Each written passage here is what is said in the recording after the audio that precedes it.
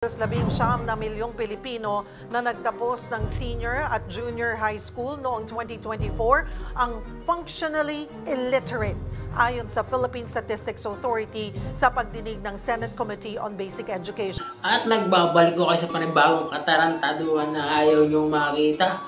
No? Ito, no, pag-usapan nyo natin, something na pumukaw ng aking atensyon. At ito nga daw yung approximately 19 million daw yung functionally illiterate. Kung hindi nyo alam, functionally illiterate, ito ho yung marunong magbasa, marunong magsulat, pero di marunong umunawa. Ano bang meron?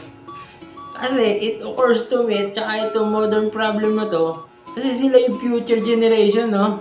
At di natin lalagyan ng modern problem, lagyan natin ng modern solution. At nandito si Tata Trantado. Kala nyo, tatalino eh. Ito naman ho sa nilalahat. Ito lang ho yung lumabas. O yung bumungad sa akin. Unang-una. Palitan nyo lahat ng mga signage dyan ng emoji. Ewan na lang kung hindi nila maintindihan yan. Lagyan nyo ng bungo kung delikado. Lagyan nyo ng puso kung love letter. Ibahin natin. Lagyan natin ng color coding. Red for danger, go for green, and yellow is for mild something. Naiintindihan naman nila yan. Sobrang kakaiba ho, no, ng kanilang palabugtungan na kung saan sila din nakakaunawa. Bigyan ko kayo example. Isang kunting ambon tsaka isang talong, unawa na ho nila yan. Intindihin nyo na din siguro yun kung ano yun. Ito, no, gamitan nyo ng reverse psychology. Kung saan, no, babaliktarin nyo, aaningin nyo sila. Sige, subukan mo.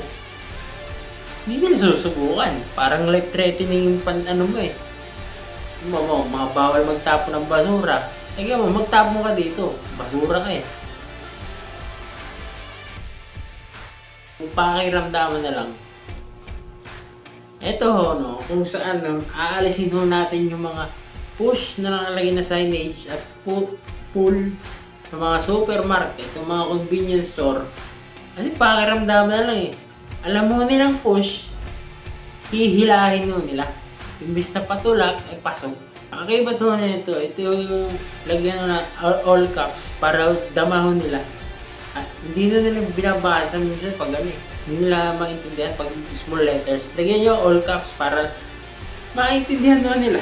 Naunawaan. Lastly po, no, ibalik yung dating method ng pagtuturo. Yung mga method ng teacher ng pagtuturo, may kasama pa ng hila sa patilya, may kurit sa pinakang dulot-duluhan ng nakikita pa nila yun. Kasi kung sakaling ibalik ko yung method ng pagtuturo, ewan na lang kung hindi mauga yung mga bata yan, hindi umunawa. Iban ang mahirap basahin para walang mababasa, walang problema, para hindi ho ako nagmumuktolo dito ko nung pinagsasabi ko dito kung nakikinig pa ako kayo.